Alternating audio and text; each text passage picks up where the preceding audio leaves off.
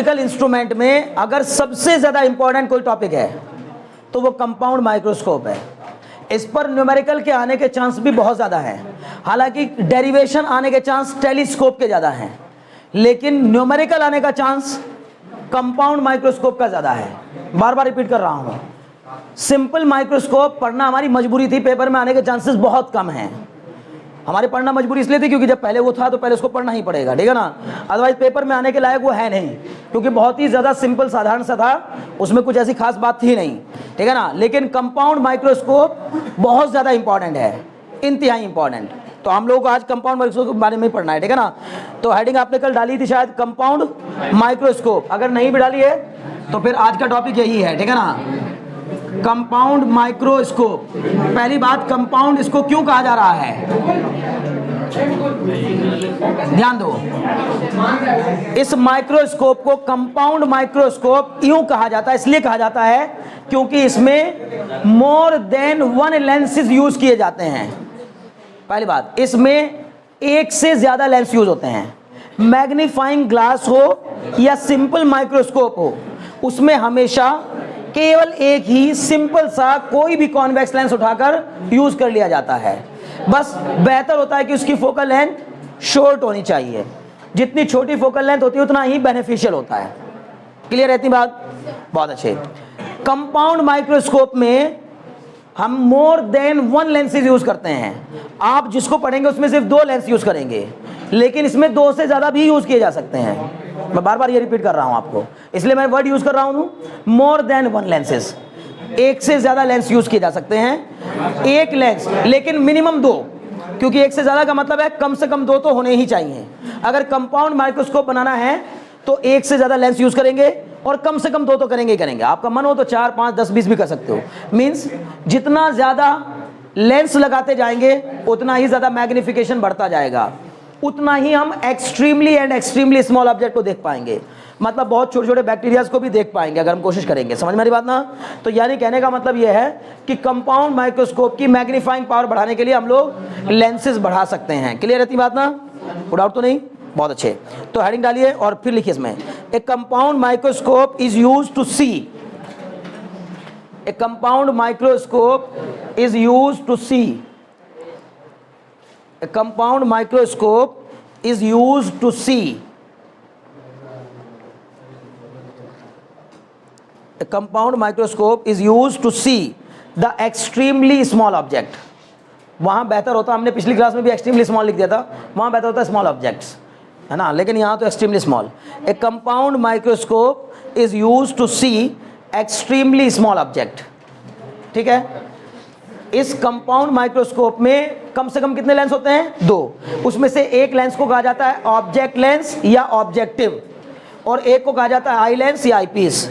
आई बात समझ में, जो आई की साइड लगाएगा उसको आई लेंस या आई पीस, जो ऑब्जेक्ट की साइड लगाया जाएगा उसको ऑब्जेक्ट लेंस या ऑब्जेक्टिव।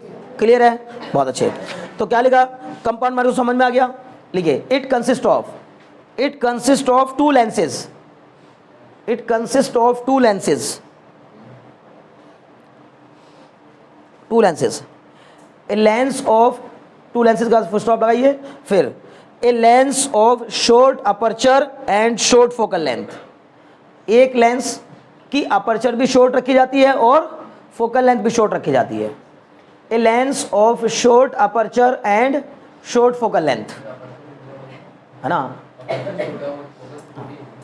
नहीं ऐसा कोई जरूरी नहीं है यार, कैसी बात है कर दो, इससे कोई मतलब नहीं है। अगर अपर्चर छोटी है तो फोकल लेंथ भी छोटी होगी, किसने कहा, नहीं, बार बार कह रहा हूं बच्चे मेरे प्यारे, तुमने इतना छोटा सा लेंस बनाया लेकिन उसको इस बड़े से स्फीयर के छोटे से टुकड़े से बनाया, तो रेडियस ऑफ कर्वेचर उस स्फीयर की होती है, इसकी नहीं होती।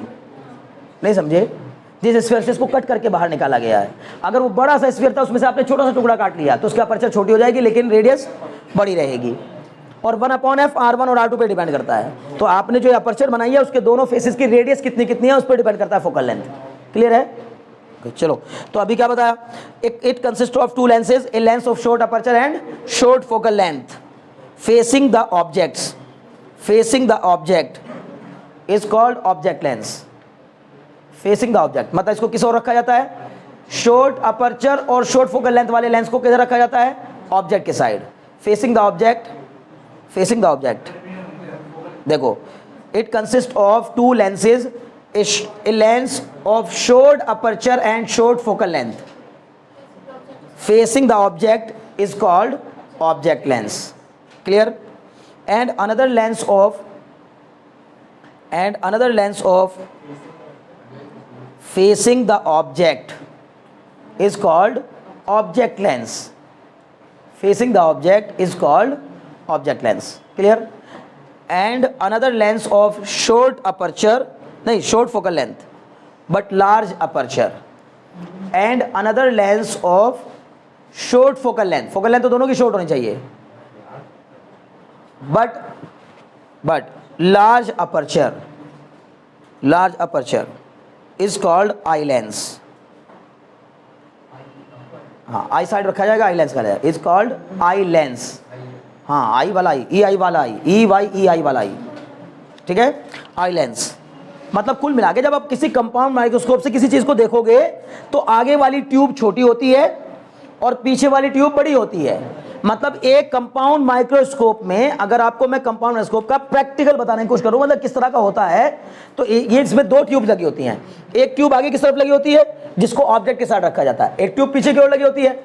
बड़ी वाली पीछे वाली ट्यूब मोटी होती है, क्यों होती है? क्योंकि उसमें जो लेंस लगा होता है उसकी अपर्चर बड़ी होती है, तो उसके अंदर जो लेंस फिट करोगे वो लेंस बड़ी अपर्चर का होगा, तो बड़ा पाइप चाहिए होगा, उसके लिए मोटी ट्यूब चाहिए होगी, क्लियर है, ज्यादा डायमीटर की ट्यूब चाहिए होगी।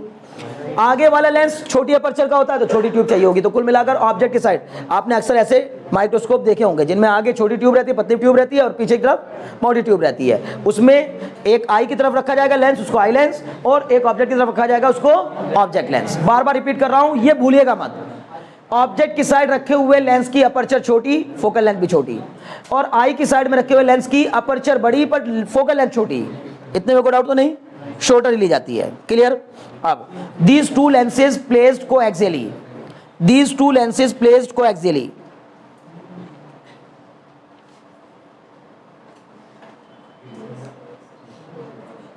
ठीक है, these two lenses are placed coaxially and the distance of object lens is adjusted to form the image at the required position, and the distance of object lens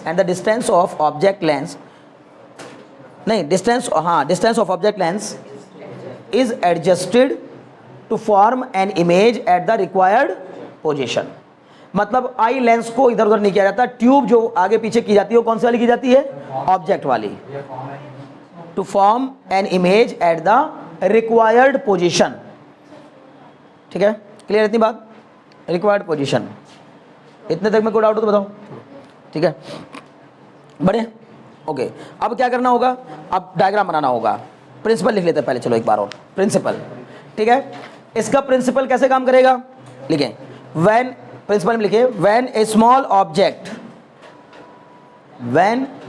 object is placed, when a small object is placed just outside the focus of object lens, when a small object is placed just outside the focus of the object lens, just outside the focus of the object lens, यहां तक हो गया।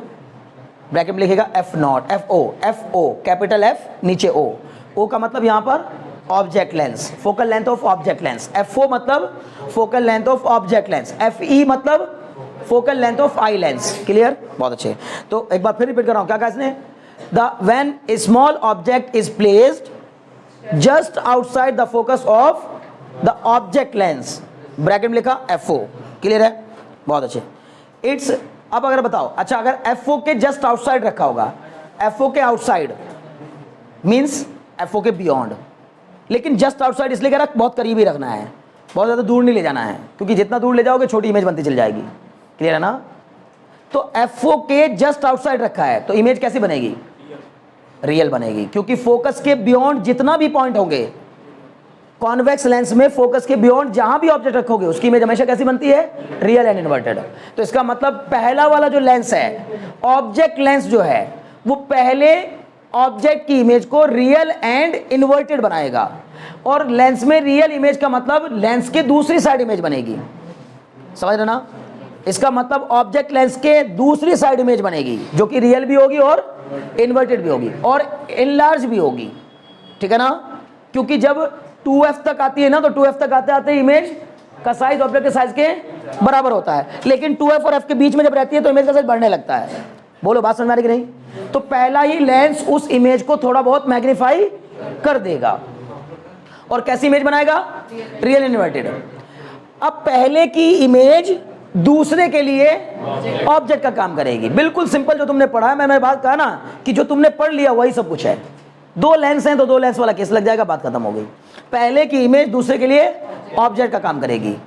अब वो जो दूसरा वाला lens है वो इस इमेज को, जो कि पहले से ही थोड़ी सी बड़ी हो चुकी है, उसको फिर से मैग्नीफाई करेगा, क्योंकि अब उसके लिए तो वही ऑब्जेक्ट हो गया, तो उसको और मैग्नीफाई करेगा तो बड़ी और बड़ी हो जाएगी इमेज। और अगर आप इसके आगे और लगा दोगे लेंस तो और बड़ी करता चला जाएगा। बोलो बात समझ में आ रही कि नहीं, क्लियर है, बहुत अच्छे। तो क्या लिखा, when small object is placed just outside the focus FO, focus of the object FO, its real inverted and magnified image is produced.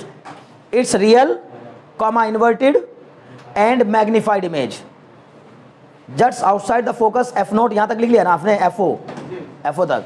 फिर its real comma inverted and magnified image is formed on the other side of the lens, on the other side of the lens, on the other side of the lens beyond 2FO। आयते क्या हुआ, लिख लो beyond 2FO। देखो, it's real comma inverted and magnified image is formed, है ना, image formed कहाँ, on the other side of the lens, on the other side of the lens beyond 2FO, beyond 2FO हो गया तक, बहुत बढ़िया। अब 2FO यहां तक कोई दिक्कत तो नहीं। देखिए, this image act as object, this image act as object for the eye lens। बस यहीं तक है कहानी, जितनी भी है, उसके बाद फिर मैग्नीफाइंग पावर आ जाएगी तुरंत, है ना। this image is act as object for eye lens, okay, and the distance of object and the distance of object from the object lens, and the distance of object from the object lens is so adjusted, and the distance of object from the object lens is so adjusted that the final image is formed at, is so adjusted that the final image is formed at least distance of distinct vision, okay, least distance of distinct vision। रे diagram में ही हम इसकी working को समझा देंगे। जरा प्यार से देखिए इसका रे डायग्राम कितना बढ़िया से बनेगा, ठीक है ना, बहुत ध्यान से आपको देखना है। पहले रे डायग्राम बनाएंगे कायदे से। देखिए, बोलो इसमें कौन सा लेंस ऑब्जेक्ट लेंस है, पहला वाला हो गया ऑब्जेक्ट लेंस और दूसरा वाला हो गया आई लेंस। ये है ऑब्जेक्ट लेंस और ये है आपका यहां पर आई लेंस, ओके। चलो जी, करना क्या है, इन दोनों को कोएक्सियली रखना है। कोएक्सियली रखने का मतलब है कि दोनों की प्रिंसिपल एक्सिस कॉमन होगी, दोनों की प्रिंसिपल एक्सिस कॉमन। चलो जी, यहां तक भी कोई दिक्कत नहीं है। अब क्या करेंगे, इस ऑब्जेक्ट लेंस के फोकस के जस्ट बियॉन्ड, मान लीजिए क्या है, FO है, FO मतलब ऑब्जेक्ट लेंस का प्रिंसिपल फोकस, इसके बियॉन्ड होता है 2FO, इधर होगा 2FO, इधर भी होगा FO, इधर होगा 2FO, समझ गए, पक्का, बहुत अच्छे। इस FO के जस्ट आउटसाइड मतलब FO के बहुत सटाकर, बहुत करीब, बहुत ज़्यादा दूर नहीं रखना है, FO से बहुत ज़्यादा दूर नहीं रखना है, क्लियर। तो FO के जस्ट करीब हमने एक ऑब्जेक्ट रख दिया। अब समझ लो, जिसने ये समझ लिया उसको सब समझ में आ गया, समझिए, क्योंकि यही तो इंपॉर्टेंट है भाई, वो जो हमने वो लिखा है वो भी यही है सब, ठीक है ना, उसको हम यहाँ रे डायग्राम दिखा रहे हैं। ये ए बी हमारा ऑब्जेक्ट हो गया, इस ए बी ऑब्जेक्ट से एक लाइट रे चली प्रिंसिपल एक्सिस के पैरेलल। यार क्या करें तो यार, ठीक है ना, हो गया। देखो एक लाइट रे जो कि प्रिंसिपल एक्सिस के पैरेलल आएगी, आफ्टर रिफ्रैक्शन इसी के फोकस से होकर पास हो जाएगी, इसी के फोकस से। हो गया। एक लाइट रे जो कि ऑप्टिकल सेंटर पर आकर इंसिडेंट होगी, आफ्टर रिफ्रैक्शन सीधी निकल जाएगी। बोलो बात समझ में आ रही कि नहीं? जहां ये मिलेगी वो पॉइंट हमारा क्या कहलाएगा? इमेज पॉइंट कहलाएगा। जहां ये दोनों मीट करेंगी वो पॉइंट हमारा क्या कहलाएगा? इमेज पॉइंट कहलाएगा। इस ए बी की इमेज को रियल, इन्वर्टेड और मैग्नीफाई करके कहां बनाया इसने? यहां ए डैश बी डैश। बोलो बात समझ में आ रही कि नहीं? ए डैश बी डैश, ठीक है। अब ये जो ए डैश बी डैश है ये कहां बनी होगी? ये रहा आपका 2FO। क्या है ये? 2FO। बियॉन्ड 2FO बनी होगी। कहां बनी होगी? वो बनती है हमेशा जब FO के बियॉन्ड रखते हैं ना, FO और 2FO के बीच में जब ऑब्जेक्ट को रखते हैं, FO और 2 मतलब FO 2F के बीच में रखते हैं तो उस साइड बियॉन्ड 2F बनती है इमेज। क्लियर है? तो ये बियॉन्ड 2FO बनी होगी। क्लियर? अब ये इमेज जो बनी है, ये इमेज उसके लिए, बोलो ना भाई, ऑब्जेक्ट का काम करेगी। अगर ऑब्जेक्ट का काम करेगी तो एक लाइट रे जो कि यहां से चलेगी प्रिंसिपल एक्सिस के पैरेलल, वो आफ्टर रिफ्लेक्शन, बार बार कह रहा हूं, लेंस को थोड़ा सा और बड़ा बनाते तो अच्छा रहता, लेकिन कोई बात नहीं, बन गया, ठीक है ना। लेंस की अपर्चर बड़ी है, बड़ी अपर्चर इसीलिए ली है क्योंकि ये जो मैग्नीफाइड इमेज होगी उससे सारी की सारी रे को ये क्या कर सके? कलेक्ट कर सके। कलेक्ट, रे कलेक्ट करना मतलब समझते हो? अगर ये लेंस छोटा हो गया और इमेज उससे बड़ी बन गई तो बहुत सारी रेस ऐसी होंगी, मतलब इसका आधा हिस्सा दिखेगा, आधा नहीं दिखेगा। क्लियर है? तो एक लाइट रे जो कि यहां पर आई, यहां से चली, बार बार कह रहा हूं, ये इमेज जो है वो इसके लिए ऑब्जेक्ट का काम कर रही है। अब यहां से रे चलेगी और ये प्रिंसिपल एक्सिस के पैरेलल आई तो आफ्टर रिफ्लेक्शन कहां से पास होगी? FE से पास होगी। वेरी गुड, FE से पास होगी। बोलो कोई डाउट हो तो? नहीं समझे? पक्का? एक लाइट रे जो कि इसके ऑप्टिकल सेंटर पे आकर के इंसिडेंट होगी, आफ्टर रिफ्रैक्शन बिना डेविएट हुए, अगर दीप्ति इसको बिना देखे तुम समझ पा रही हो तो फिर तो बहुत ही बढ़िया बात है, फिर क्या कहने हैं। अगर मान लो इस तरफ ध्यान लगाए बगैर तुम समझ जा रही हो कि जो समझा रहे हैं भैया वो सब मुझे समझ में आ रहा है, तब तो मजे ही मजे हैं। तब समझ लीजिए कि मुझे 1% भी टेंशन नहीं होनी चाहिए कि क्या होगा आप लोगों का रिजल्ट, ठीक है ना। क्योंकि भाई जब बिना देखे दाखे सब समझ में आ जाता तो फिर क्या ही रह गया, क्या है ना।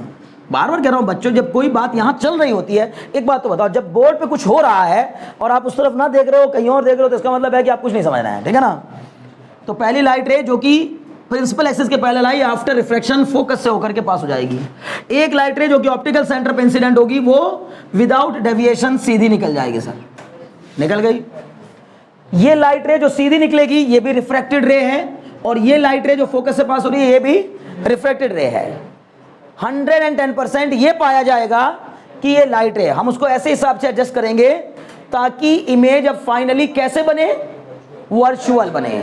मीन्स हम ऐसी कोशिश करेंगे कि इसके तो 2FO को तो बियॉन्ड बने, 2FO के तो बियॉन्ड बने हुई इमेज, पहली वाली इमेज पहले वाले ऑब्जेक्ट लेंस के 2FO के बियॉन्ड बने, और साथ ही साथ हम ये चाहेंगे कि दूसरे वाले के जो FE है उसके अंदर बने। बोलो क्यों बने? क्योंकि जब FE के और ऑप्टिकल सेंटर के बीच में इमेज आ जाएगी, पहली वाली इमेज जो कि उसके लिए ऑब्जेक्ट का काम कर रही है, तभी तो उसकी वर्चुअल इमेज बना पाएगा। बोलो बात समझ में आ रही कि नहीं? और अभी ये समझो कि मेरी एक तरीके से कहां आ चुकी है? FE के उधर ही आ चुकी है। बोलो बात समझ में आ रही कि नहीं? पक्का FE इधर कहीं रहा होगा, जैसे FE इतना दूर यहाँ है, बल्कि यहाँ भी नहीं होगा, सिर्फ थोड़ा और दूर ले सकता हूँ मैं। मेरी बात को समझ में आ रही है? जितना मैक्सिमम हो सकता, चलिए यहाँ ले लेते हैं FE। बोलो बात पकड़ में आगे की नहीं? जितना दूर यहाँ से FE उधर, उतना ही दूर यहाँ से FE इधर। क्लियर? FE और optical centre of I lens के ये बीच में बनेगी। बोलो बात समझ में आ रही है नहीं आ रही है? क्लियर? अब अगर ऐसा हुआ तो ये दोनों लाइट रेज एक दूसरे को आगे कहीं भी मीट नहीं करेंगी, और अगर आगे वो ब्रॉड होती जा रही हैं और मीट नहीं कर रही हैं तो इसका सीधा मतलब है कि पीछे बढ़ाने पर मीट कर जाएंगी। अगर मैं इन दोनों लाइट रेज को आगे बढ़ाऊंगा ऐसे पीछे, मतलब ऐसे पीछे बढ़ा दिया, सही मायने में इनको मुझे वर्चुअली बढ़ाना चाहिए था, मतलब ऐसे करके आप इनमें क्या कर लीजिएगा? गैप कर दीजिएगा, ठीक है ना। क्लियर है? क्लियर हो गया? तो मतलब कुल मिला जुला कर क्या हो जाएगा, इमेज जो है वो कैसी बनेगी, ठीक है ना? ठीक है। तो ये इमेज जो है वो वर्चुअल बनेगी, वर्चुअल। जहां ये दोनों मीट कर जाएंगे यही इमेज पॉइंट होगा क्या, हमारा फाइनल इमेज का पॉइंट।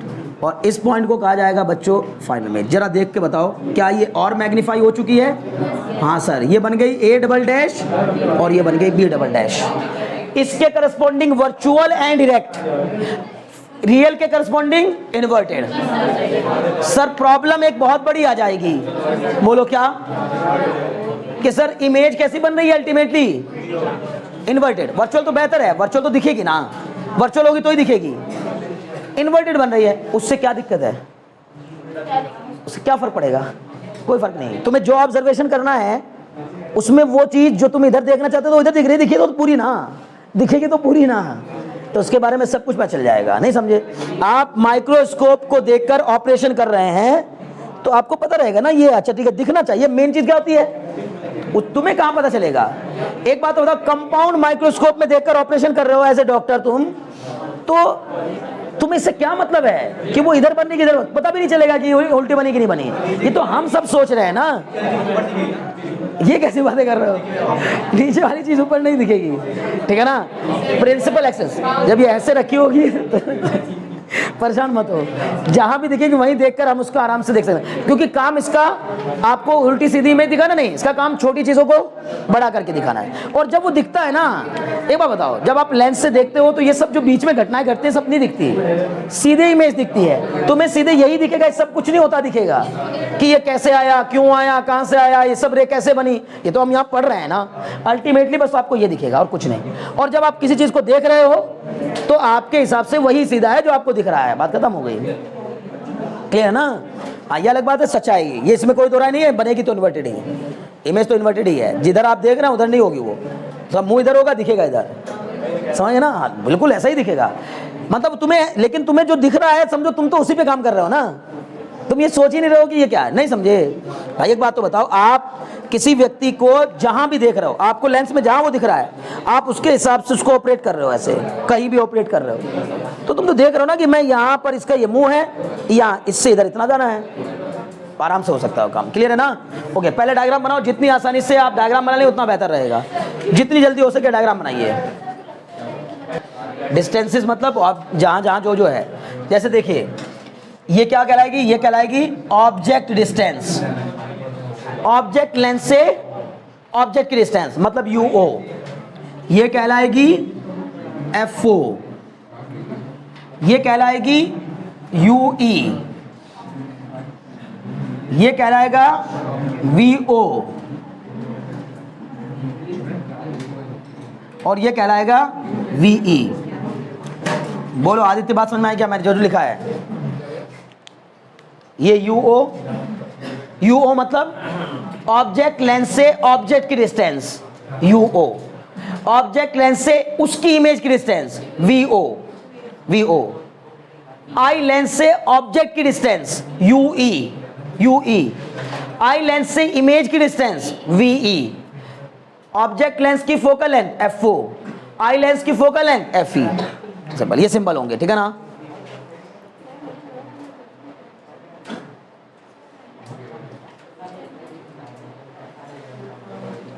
डरना मत, अगर आपका ये इसके बियॉन्ड भी जा रहा हो ना।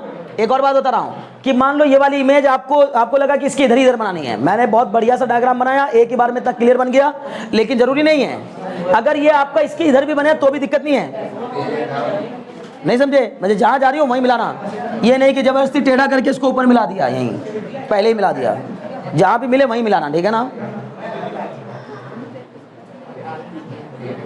हो गया? अभी तो कई सारे लोग डबल प्रैक्टिस कर रहे हैं। लिखिए मैग्नीफाइंग पावर, नेक्स्ट डालिए मैग्नीफाइंग पावर, है ना? इस डायग्राम के बाद अब आपको लिखना मैग्नीफाइंग पावर, बिल्कुल वैसे ही होगा पुराना जैसे कल था, मैग्नीफाइंग पावर,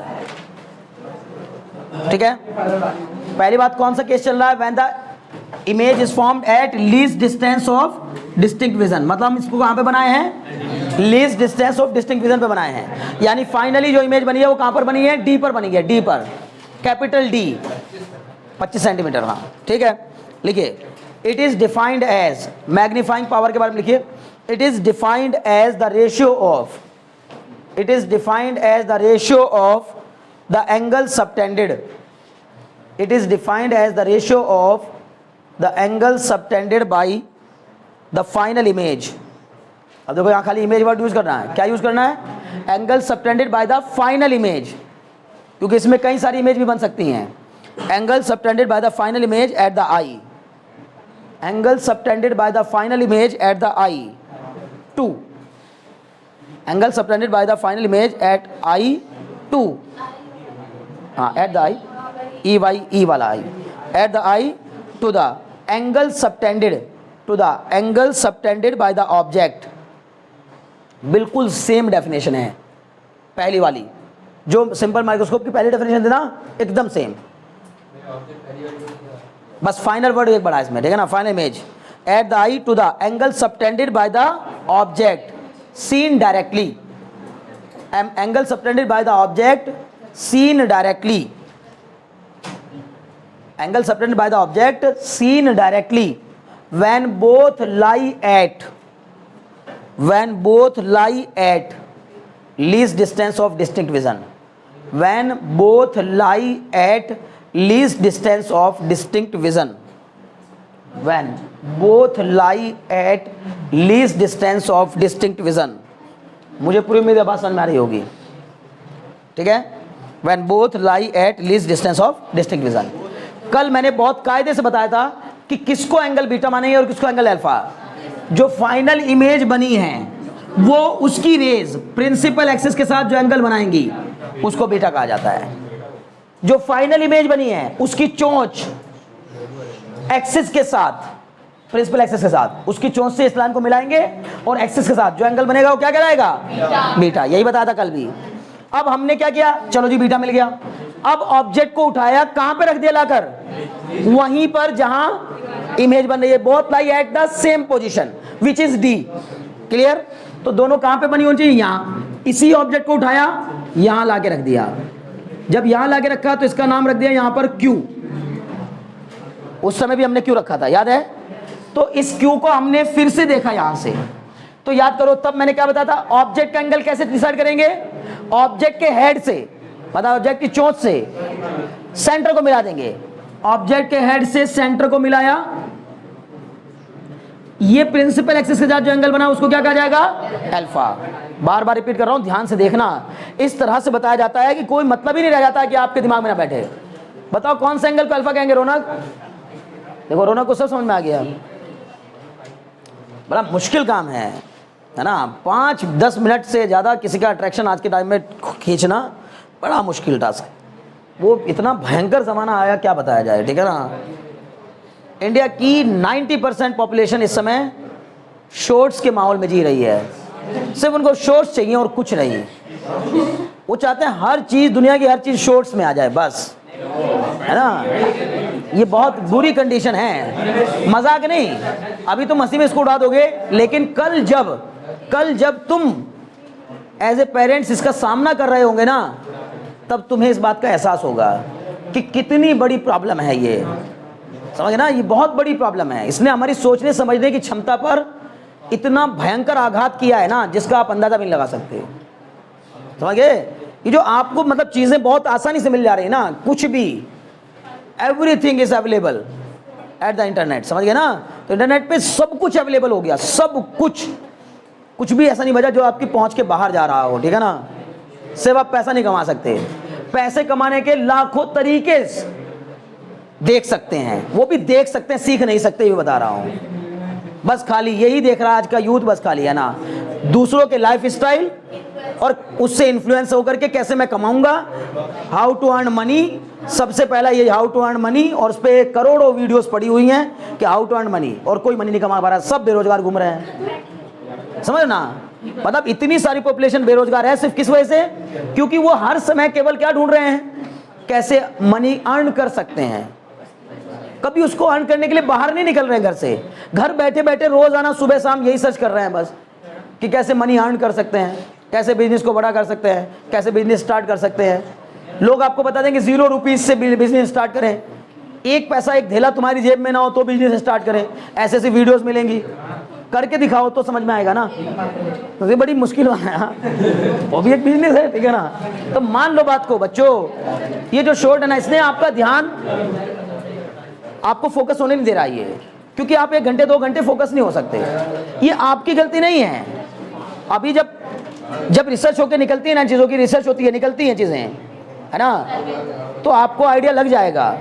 थोड़े थोड़े मैंने आपको थोड़े दिन पहले बताया था, कुछ दिन पहले ही बताया था आपको कि आर्टिफिशियल इंटेलिजेंस एक बहुत भयंकर समस्या, एक बड़ा डिजास्टर पैदा करने वाली है दुनिया के अंदर। उसके रुझान मिलने स्टार्ट हो गए हैं, हो गए ना। तो अभी कुछ दिन पहले आप देख रहे होंगे कि किसी सेलिब्रिटी का वीडियो लीक हो चुका है, ठीक है, तो आप जान ही रहे होंगे, ठीक है। तो वो सब किससे हुआ? AI से, सिर्फ AI की मदद से। अब देखो ये क्यूरियोसिटी है, पढ़ना नहीं है। क्यूरियोसिटी देखो कितनी जग गई, वो बताओ जल्दी से कहाँ मिलेगी, वो वीडियो कहाँ मिलेगी, ठीक है ना। बड़ा अफसोस है, कसम से। पढ़ने वाली वीडियो को नहीं ढूंढेंगे, लेकिन उसको जरूर ढूंढेंगे, ठीक है ना। बड़ी बुरी बात। चलो दिमाग लगाओ बस, ठीक है। सुनो, सुन लो, चीजों को फोकस करना बड़ा मुश्किल हो गया। खैर, इधर ध्यान लगाओ। तो भाई मैंने क्या बताया था कल की क्लास में कि ऑब्जेक्ट को आप वहीं पर रख दीजिएगा और ऑब्जेक्ट की चोंच से सेंटर को मिलाइएगा। जो एंगल बनेगा उस एंगल को कहा जाएगा अल्फा, और बीटा और अल्फा का जो रेशियो होता है वही होती है क्या?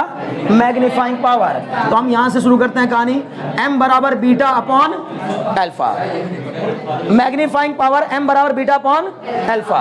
अगली लाइन आप सब जानते हैं, क्या लिखते हैं हम लोग? Since beta and alpha are very small, since beta and alpha are very small. इसका मतलब m बराबर क्या हो जाएगा? m बराबर tan beta upon tan alpha,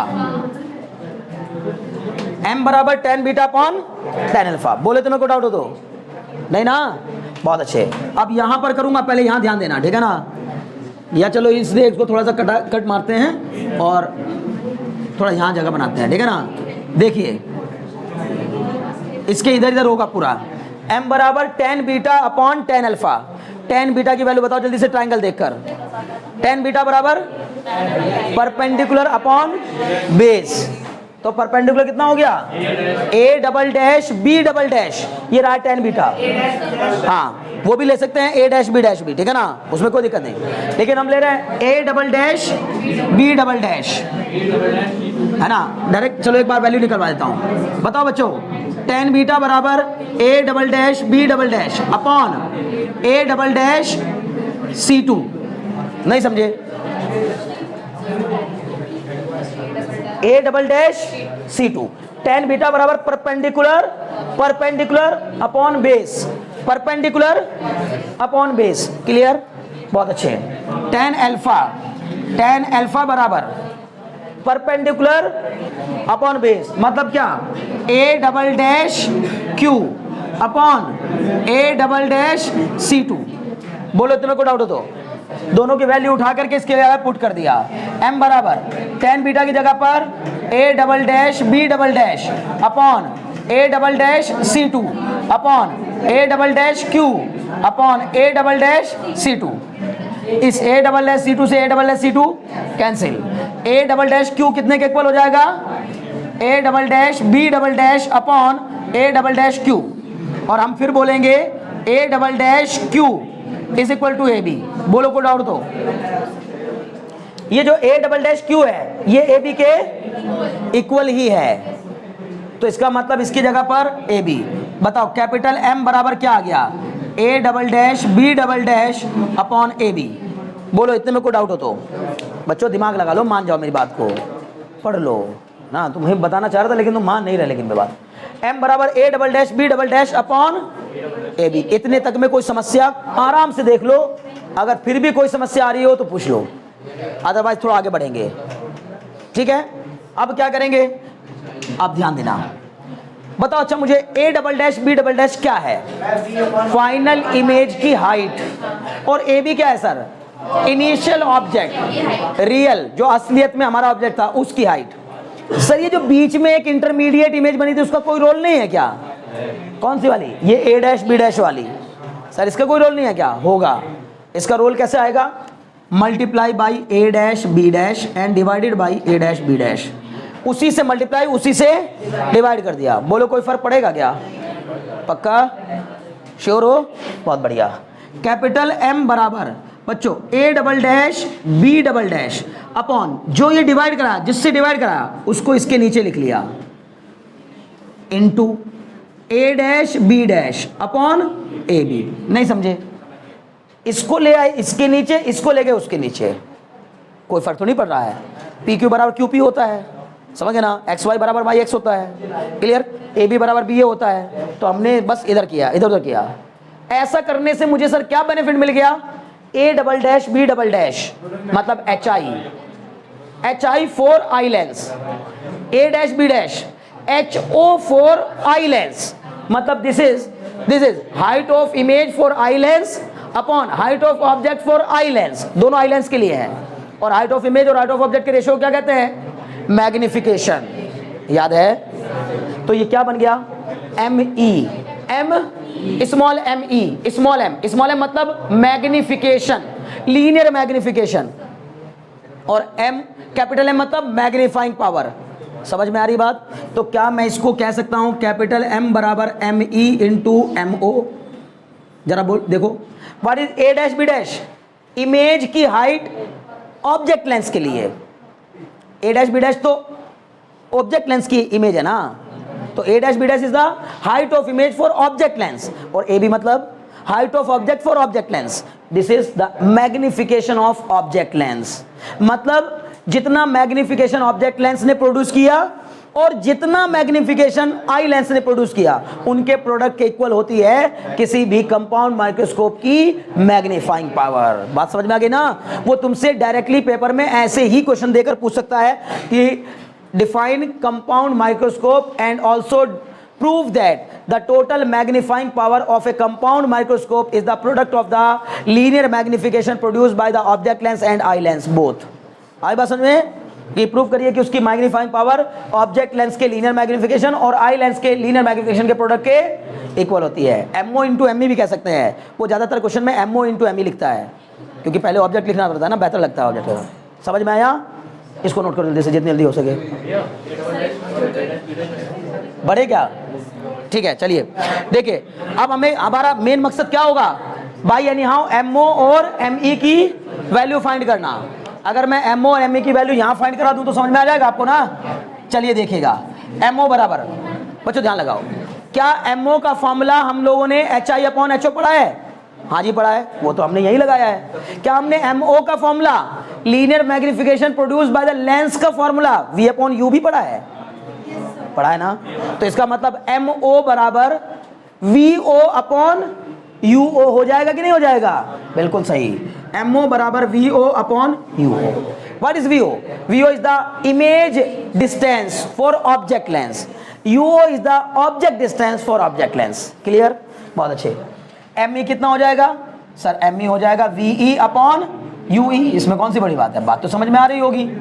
ammo बराबर तो हो गया वी ओ अपॉन यू ओ, और एम ई बराबर हो गया वी ई अपॉन यू ई। यहां तक कोई समस्या? अब for eye lens, I lens के लिए मैंने क्या लगा दी? Lens equation. ध्यान दीजिएगा, for eye lens 1 upon V E minus 1 upon U E बराबर 1 अपॉन, बोलो होगा कि नहीं होगा? अगर मुझे लाना है वी अपॉन यू ई की वैल्यू तो मुझे क्या करना होगा? वी ई से मल्टीप्लाई। तो मैंने क्या कर दिया? V E upon V E minus V E upon U E बराबर V E upon F E. अगर आपने वो उधर नोट कर लिया हो तो मैं इसको मिटाता हूँ, है ना? देखिए थोड़ा सा लेंस वेंस भी मिट गया, मिट जाने दो, कोई बात नहीं, ठीक है ना? अब उसका काम बचा नहीं बस ज़्यादा। अभी मैंने इसको बचा के क्यों रखा हुआ है सर? क्योंकि ये जो यू वी वी ई ये सब इनकी वैल्यूज़ लिखनी है, उसलिए थोड़ा बचा के रखा था, नहीं तो इसको हटा देता मैं अब तक। ठीक है, बताओ पहले यहाँ तक बताओ कि we E upon U E बराबर इतना आ गया कि नहीं आ गया? बहुत अच्छे। इसको मैं ले गया उस साइड, इसको लिया है इस साइड, क्या कुछ ऐसा बन जाएगा? जरा देख के बताना ध्यान से। V E upon U E is equal to, V E upon U E को उधर ले गया, पर दिखा वहां इधर रहा हूं, उधर ले गया तो ये इधर आ जाएगा, क्या बन जाएगा 1 minus V E upon F E. मुझे पूरी उम्मीद है बात समझ में आ रही होगी। क्या यही एम ई है? बहुत बढ़िया। तो मैंने कहा सर एम ई बराबर कितना आ गया 1 minus V E upon F ई। इतने में कोई डाउट है? अब सर साइन कन्वेंशन यूज कर लेते हैं ताकि न्यूमेरिकल में ना करना पड़े, क्योंकि हम इससे पहले भी कर चुके हैं। तो बताओ जरा वी ई कितने के इक्वल होगा? साइन कन्वेंशन के मुताबिक वी ई बराबर, तुम में से कौन मुझे देख के बताया वी ई कितने के इक्वल? Minus D. बोलो माइनस डी क्यों? क्या चीज? हाँ, तो अब न्यूमेरिकल में नहीं करेंगे, 2 बार हो चुका होगा तो फिर न्यूमेरिकल में नहीं करेंगे। क्लियर? ओके, वी ई कितना? माइनस डी हो गया। और एफ ई बराबर, एफ ई बराबर, एफ ई बराबर माइनस एफ ई की प्लस एफ ई। ध्यान से देखना, सोचना चाहूंगा, देखना चाहूंगा, जो ये बता देगा समझो उसको सब समझ में आ रहा है। Minus F E, minus F E क्यों? क्योंकि आई लेंस के लिए ये फोकस का काम कर रहा है। आई लेंस के लिए बार बार बोल रहा हूं, ये फोकस का काम कर रहा है। नहीं कर रहा है क्या? क्योंकि मैंने कहा ना यहां से रे आई तो कहां से पास हो गई? आई लेंस के फोकस से पास हो गई। तो मेरा एफ ई ये है सही मायनों में। नहीं समझे? अब जरा बताओ ये एफ ई पॉजिटिव है नेगेटिव? पॉजिटिव। गलती मत करना, इसलिए कह रहा हूं बार बार, जिसको ये समझ में आ रहा है समझिए, उसको सब समझ में आ रहा है। एफ ई बराबर प्लस एफ ई।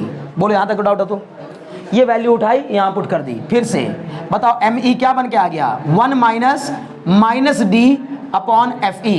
कुल मिला जुलाकर एम ई बराबर कितना आ गया 1 प्लस डी अपॉन एफ ई।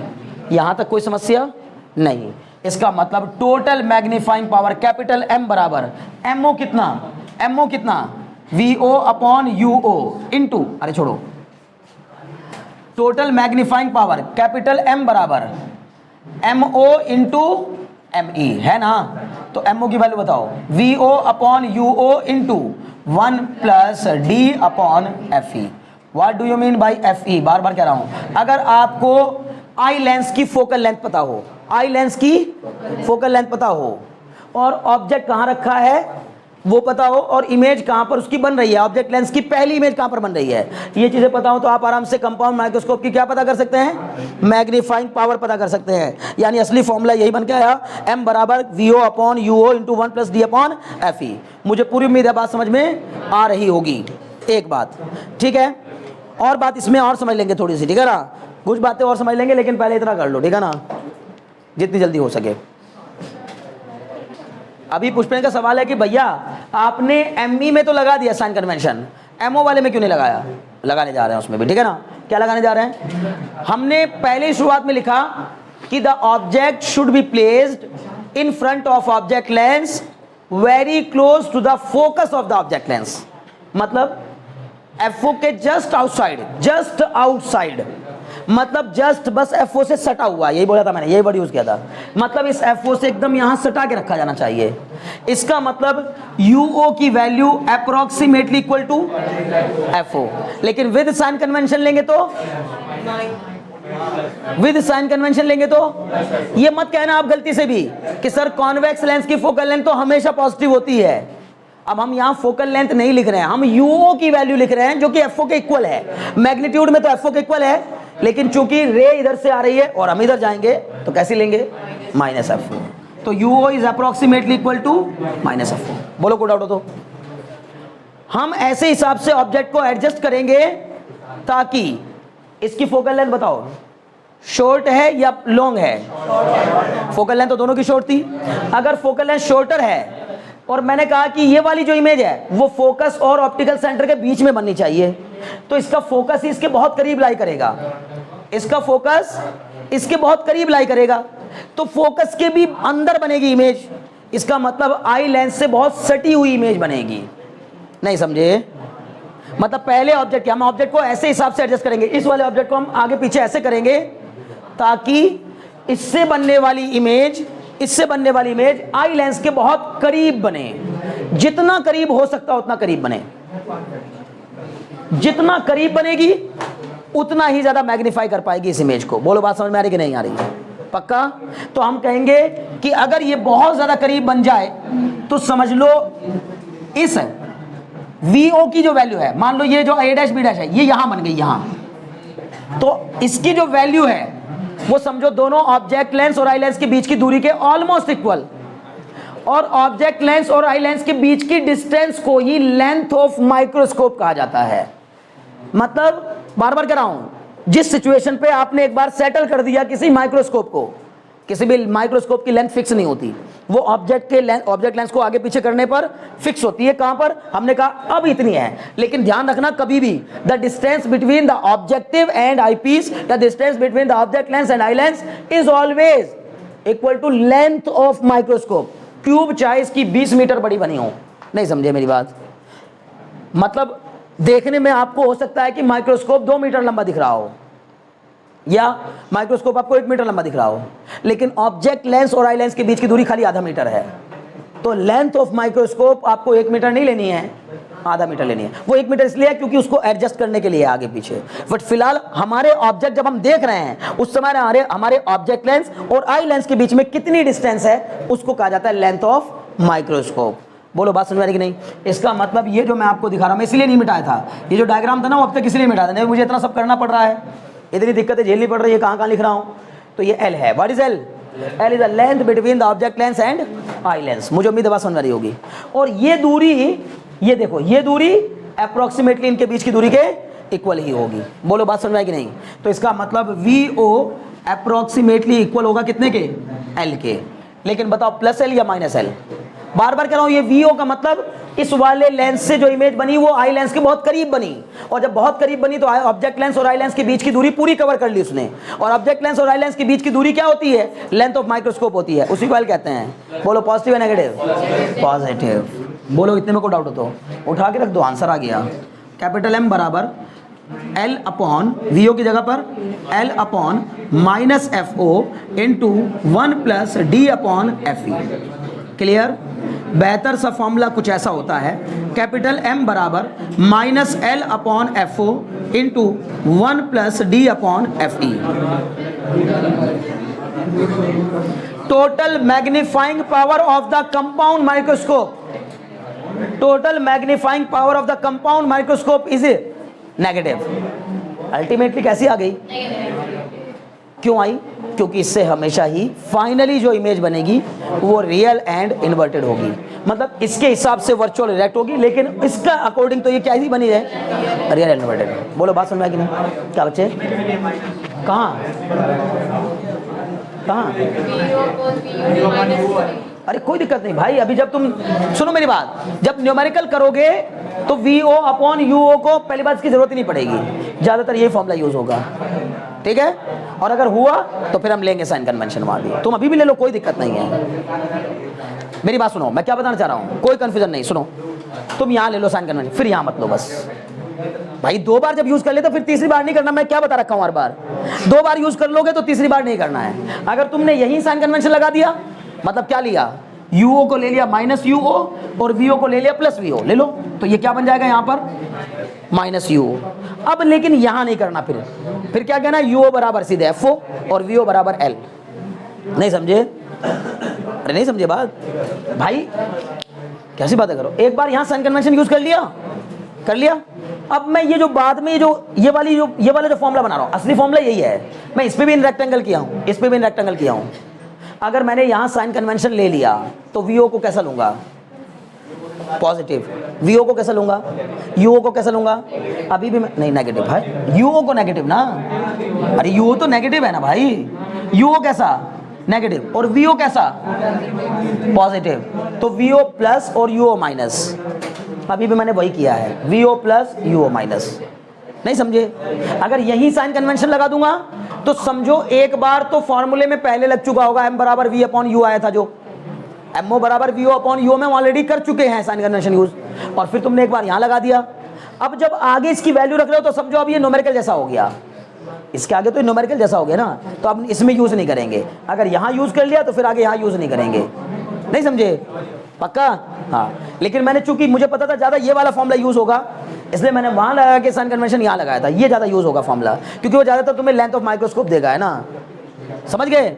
और वैसे भी अभी न्यूमेरिकल करेंगे तभी तुम्हारे कॉन्सेप्ट क्लियर होंगे, इससे ज्यादा नहीं हो पाएंगे। अब कॉन्सेप्ट में मैं इससे ज्यादा आपका कॉन्सेप्ट क्लियर नहीं कर सकता, मतलब थ्योरी में जब न्यूमेरिकल करेंगे तब आपको समस्याएं आएंगी, तब मैं बार बार उनको सुलझाऊंगा, घबराने की जरूरत नहीं है, ठीक है। तो मुझे लगता है आज के लिए इतना काफ़ी है, नेक्स्ट क्लास में न्यूमेरिकल करेंगे, इसको कायदे से आप लोग पढ़ के देखेंगे, ठीक है ना। लेकिन ये बहुत इंपॉर्टेंट है, इसको छोड़िएगा नहीं, कर लीजिए कायदे से, ठीक है ना। चलिए आज के लिए इतना काफ़ी है, मिलते हैं नेक्स्ट क्लास में।